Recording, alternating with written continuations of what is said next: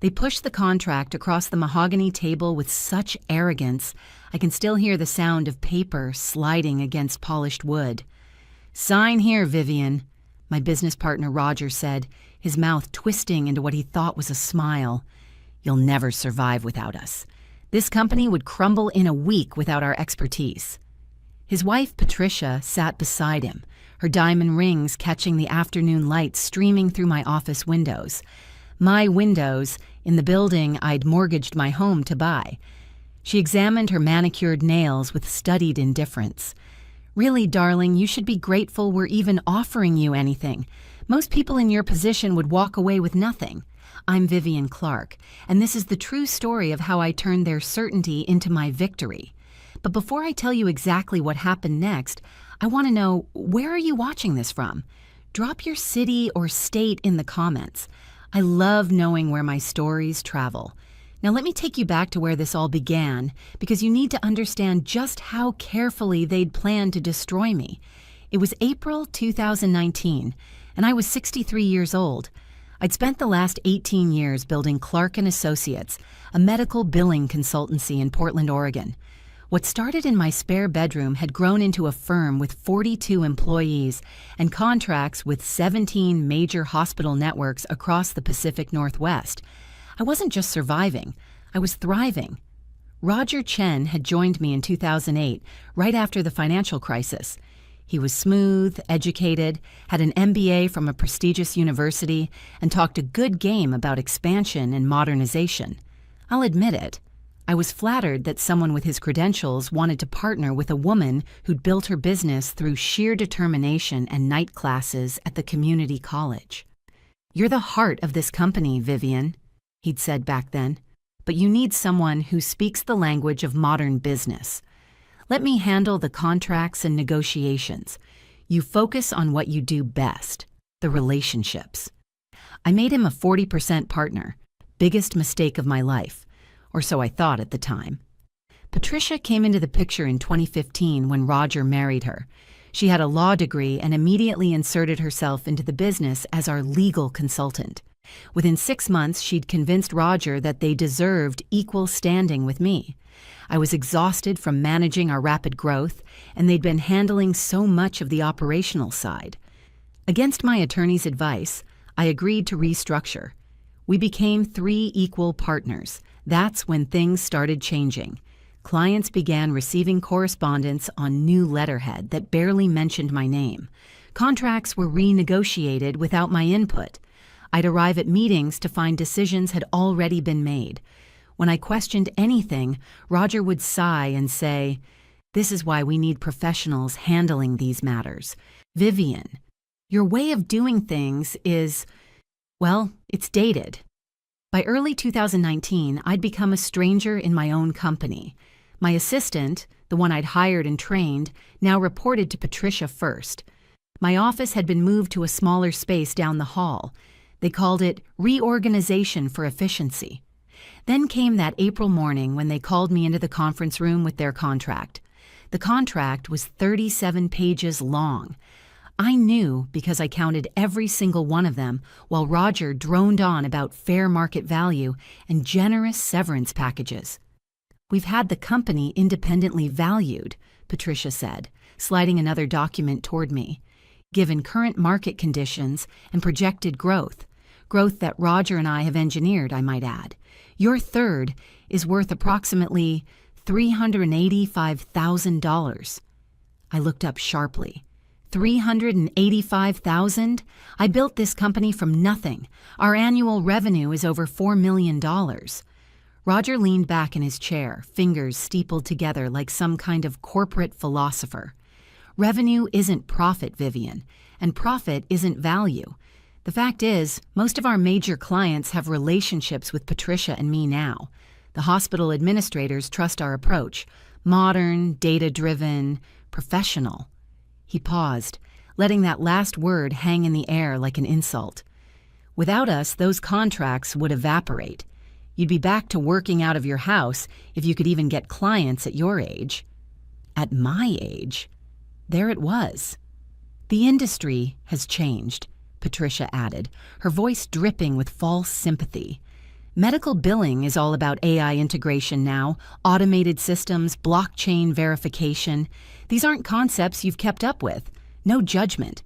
You built something wonderful for its time, but that time has passed.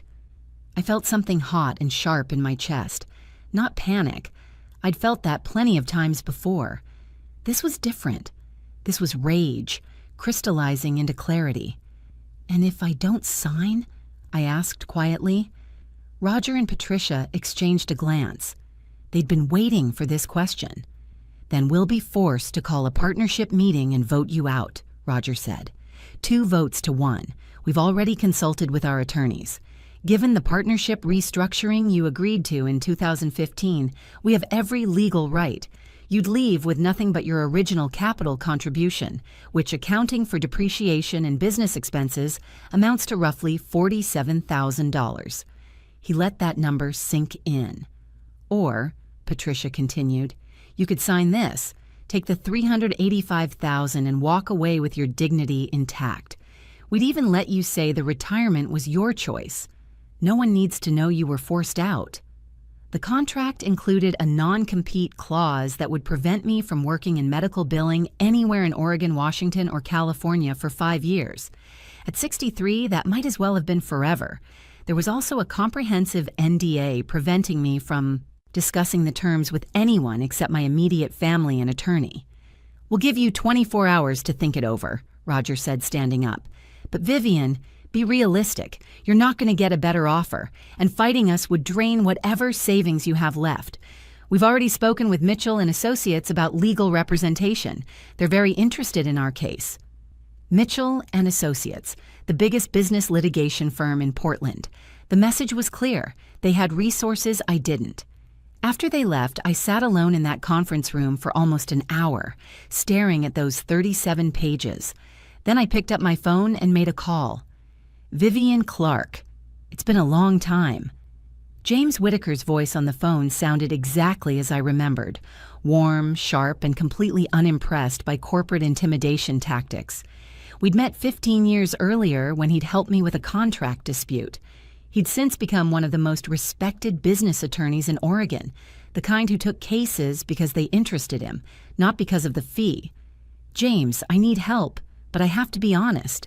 I don't know if I can afford you anymore." "Tell me what's happening." I explained everything.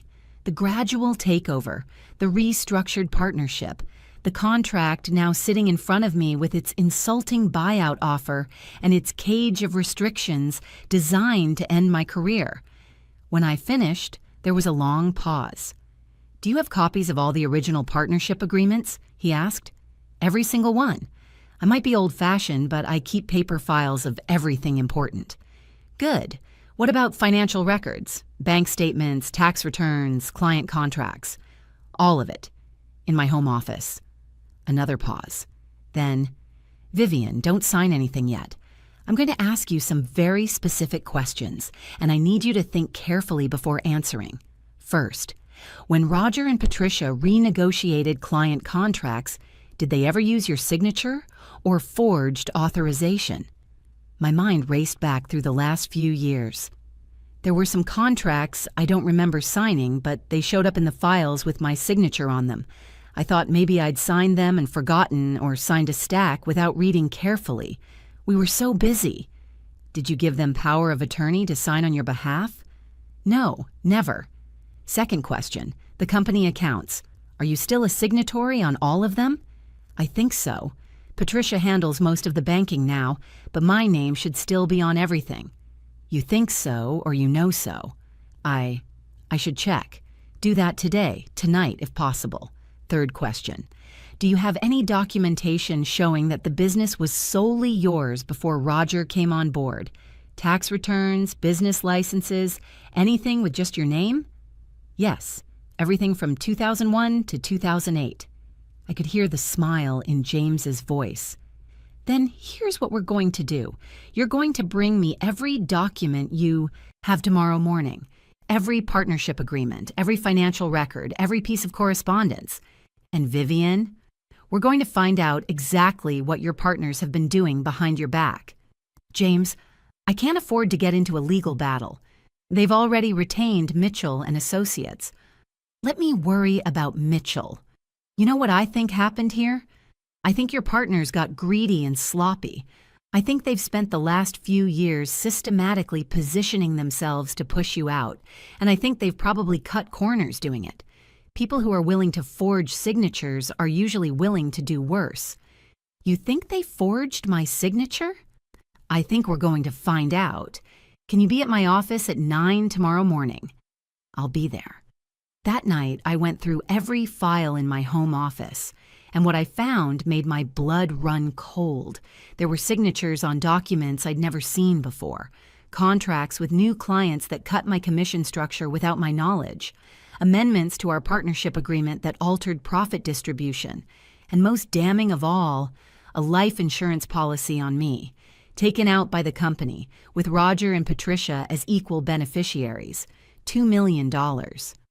I sat on my office floor at 2 a.m, surrounded by papers that told a story I'd been too busy and too trusting to see. They hadn't just planned to push me out. They'd been systematically erasing me from my own company, rewriting history to make it look like they'd been the driving force all along. There was more. Bank statements showed transfers I hadn't authorized. My personal salary had been gradually reduced, while theirs had increased. Client payments were being routed through accounts I didn't have access to. I photographed everything with my phone. Then I put it all carefully back in order. At 9 o'clock the next morning, I walked into James Whitaker's office with 3 file boxes. He spent 4 hours going through everything while I sat there drinking coffee and watching his expression grow darker. "Vivian," he finally said, "I need you to understand something. What we're looking at here isn't just unethical business practice. This is fraud, possibly embezzlement, forgery. If we pursue this the right way, Roger and Patricia could face criminal charges. I just want my company back. I know. But here's what I'm thinking. They've given you 24 hours to sign their contract, right? That deadline is tomorrow morning." "Yes." "Good. We're going to let them think you're going to sign. In fact, you're going to call Roger this afternoon and tell him you've thought it over, and you'll sign tomorrow morning at 10. Tell him you want your attorney present. That's standard. They won't be suspicious." "What are we really doing?" James smiled. It wasn't a nice smile. "We're going to that meeting, and you're going to sign something, but it won't be their contract." He pulled out a legal pad and started writing. "While they've been building their case to push you out, we're going to build something better. We're going to file an emergency injunction, freeze the company accounts, and petition for a full audit. But we're not going to tell them that until we've already done it." "Can we do that? With this evidence?" "Absolutely. The forged signatures alone are enough for a judge to freeze everything while we investigate. And Vivian, when we dig deeper, and we will dig deeper, I guarantee we're going to find more." I felt something I hadn't felt in months. Hope. "There's one more thing," James said. "The life insurance policy. That's unusual. Combined with everything else, it creates a very disturbing pattern. We need to be careful. I want you to vary your routine, stay with family if you can, and definitely don't go anywhere alone with either of them." The hope froze in my chest. "You think they would actually—" "I think desperate people do desperate things, and people who've committed fraud to the tune of what I'm seeing here, they're desperate, whether they show it or not." I called Roger that afternoon, keeping my voice tired and defeated. "I'll sign tomorrow, 10 o'clock. My attorney will be there. Standard procedure, you understand." "Of course," Roger said, and I could hear the triumph in his voice. "We knew you'd see reason, Vivian. This really is for the best." That night, I stayed at my daughter Linda's house in Beaverton. I hadn't told her much, just that there were some complications at work. But she knew me well enough to see something was wrong. "Mom, you look exhausted. What's going on?" I wanted to tell her everything, but James had advised keeping quiet until after tomorrow. "Just some business things I'm working through, honey. It'll be resolved soon." The next morning, James picked me up at 8:30. In his briefcase were documents Roger and Patricia had never seen, documents they didn't even know existed. "How do you feel?" he asked as we drove toward downtown Portland. "Terrified, angry, ready." "Good. Remember, let me do most of the talking. If they ask you direct questions, answer honestly but briefly. Don't elaborate, don't explain, just answer what's asked."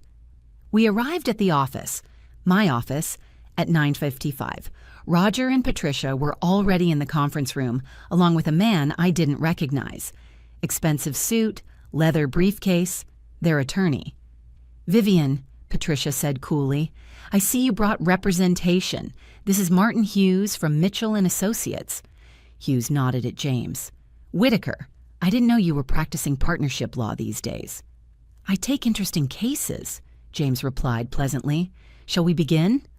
Roger pulled out the contract, the same one from 2 days ago. "Everything's in order. Vivian signs, we transfer the funds within 48 hours, and we all move forward." James opened his briefcase. "Before Ms. Clark signs anything, I'd like to review some documents with you, just to clarify a few points about the company's financial status." Patricia frowned. "That's not necessary. We've provided a complete financial disclosure." "I'm sure you have. But as Ms. Clark's attorney, I have a fiduciary duty to ensure she understands exactly what she's signing away." James pulled out a stack of papers. "For instance, these bank transfers from March 2018. Can you explain why $127,000 was moved from the primary operating account to an account Ms. Clark doesn't have access to?" The room temperature seemed to drop 10 degrees. "That was for operational expenses," Roger said quickly. "A separate account for vendor payments. Standard business practice. Standard practice would be to have all partners as signatories on any business account. This account has only you and Patricia. Why is that?" Hughes leaned forward. "Mr. Whitaker, what exactly are you implying?" "I'm not implying anything. I'm asking questions about irregularities we've discovered, like these contracts." James slid several documents across the table. "These have Ms. Clark's signature, but Ms. Clark has no memory of signing them. Perhaps you could help explain that?" I watched the color drain from Patricia's face. "This is ridiculous," she said. "Vivian signed hundreds of documents. Of course she doesn't remember every single one." "Perhaps. Or perhaps someone was signing her name without authorization. That would be forgery." Roger stood up abruptly. "I think we're done here." "Actually," James said calmly, "we're just getting started." James pulled another document from his briefcase. "This morning at 8 a.m., I filed an emergency petition with the Multnomah County Circuit Court. Judge Rebecca Morrison granted a temporary restraining order freezing all Clark and Associates bank accounts, pending investigation of possible fraud and embezzlement." He slid the court order across the table. "You what?" Patricia's voice was sharp enough to cut glass. "Furthermore, I've petitioned for a complete forensic audit of all company finances going back to 2015. The court has appointed Anderson & Co., a forensic accounting firm, to begin that audit immediately. They'll have access to everything: bank records, client files, emails, everything." Roger's face had gone from pale to red. "You can't do this. We have a legitimate partnership agreement." "A partnership agreement that was amended multiple times without Ms. Clark's knowledge or consent. These amendments—" James pulled out more documents. "Show Ms. Clark's signature. Ms. Clark says she never signed them. We'll let a handwriting expert determine the truth." Hughes was scanning the court order, his expression growing more concerned by the second. "This is highly irregular." "What's irregular," James interrupted, "is a life insurance policy for $2 million taken out on a business partner without her knowledge, with the other partners as beneficiaries. What's irregular is systematically reducing a founding partner's salary while increasing your own.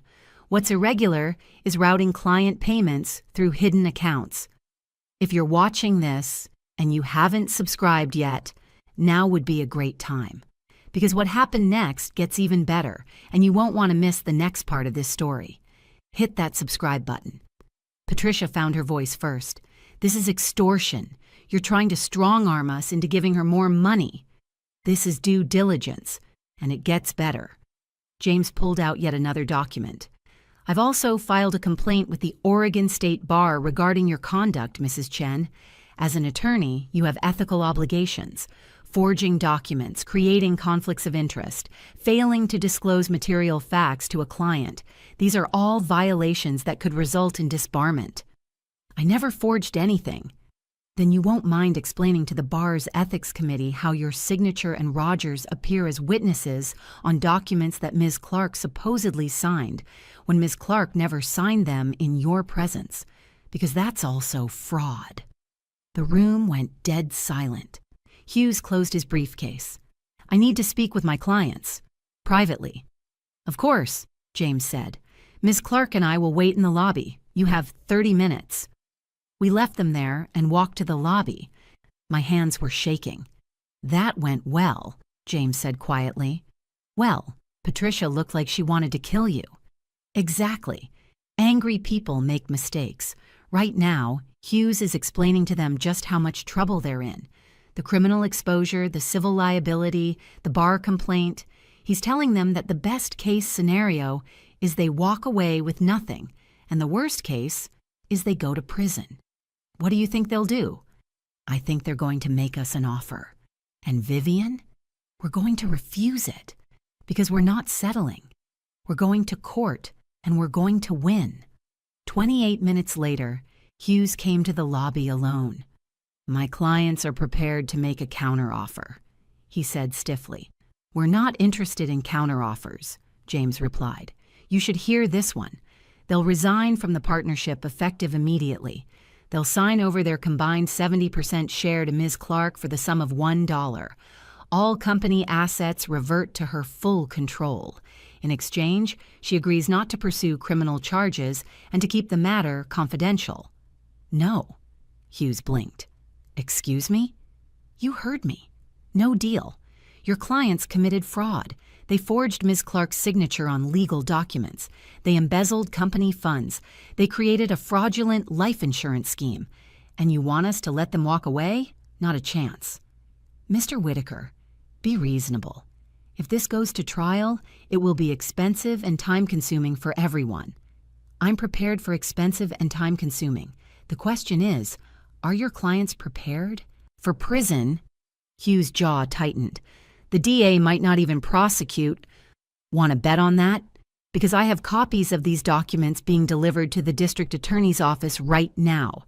I also have copies going to the FBI, since some of these fraudulent contracts involve federal Medicare billing. That's wire fraud, federal charges."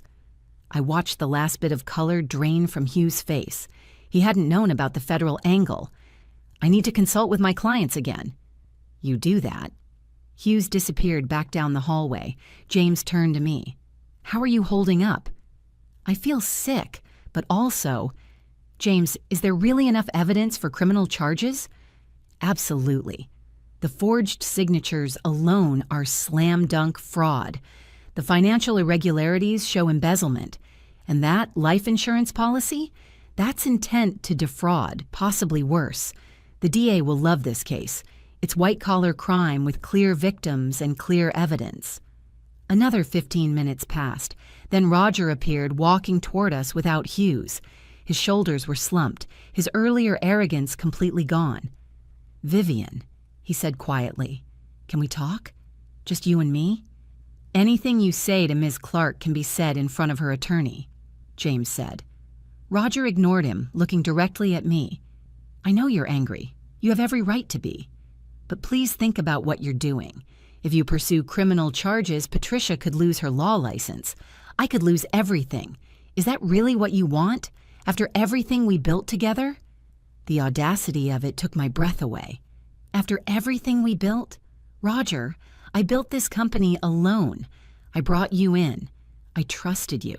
And you repaid that trust by systematically stealing from me and trying to force me out with threats and forged documents. It wasn't supposed to be like this. Things just got complicated. Complicated. You took out a $2 million life insurance policy on me." That was Patricia's idea. She said it was standard business practice. Standard practice to profit from my death? Get out of my sight. Roger's expression hardened. Fine, but you should know. We've already retained a criminal defense attorney. We're prepared to fight this. Good, James said. We look forward to it. The forensic audit took 6 weeks. What Anderson and Co. discovered was worse than any of us had imagined. Roger and Patricia had embezzled over $800,000 from the company over 4 years. They'd created shell corporations to invoice Clark and Associates for services never rendered. They'd renegotiated client contracts to include kickbacks paid to accounts they controlled. They'd even been charging personal expenses, vacations, cars, Patricia's wardrobe, to the company as business expenses.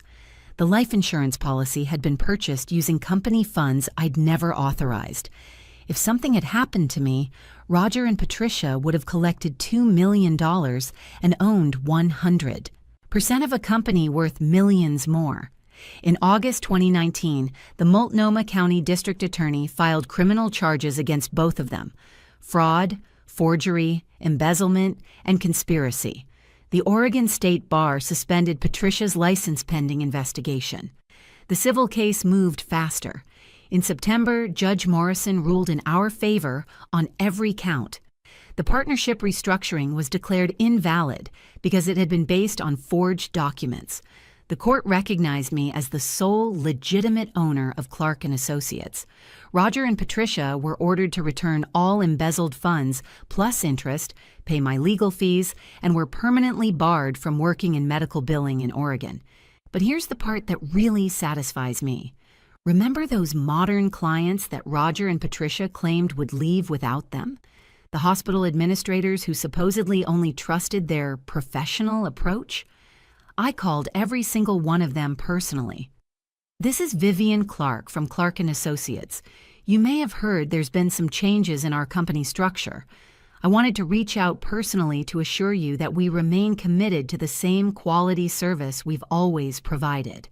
17 contracts, 17 conversations. And you know what happened? Not one client left. In fact, 12 of them admitted they'd been uncomfortable with how Roger and Patricia operated, too aggressive, too focused on upselling. Several mentioned that they'd been relieved when they saw my name back on company correspondence. We worked with you for years before they came along, Vivian, the administrator at Providence Portland told me. Honestly, we kept the contract because of your reputation, not theirs. By December 2019, Clark & Associates had not only retained every existing client, we'd added 3 new contracts. The publicity from the case, while uncomfortable, had actually raised our profile. Other business owners who'd been pushed out of their own companies reached out to me for advice. I started getting invitations to speak at women's business conferences about partnership agreements and fraud prevention. The criminal trial was scheduled for March 2020, but in February, Roger and Patricia's attorney approached James with a plea deal. They would plead guilty to reduce charges, accept 5 years probation, pay full restitution, and agree to never work in medical billing again. Should we accept? James asked me. I thought about it, thought about everything they'd put me through. The stress, the sleepless nights, the humiliation of being pushed out of my own company. But I also thought about what I'd gained. My company back, my reputation restored, my future secure. Yes, I said. Let them plead guilty. Let them pay back every penny, but I'm done fighting them. I have better things to do with my time. The judge accepted the plea deal in March 2020. I testified at their sentencing hearing in April 2020.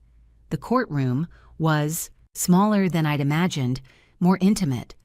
Roger and Patricia sat at the defense table, both looking smaller, somehow diminished.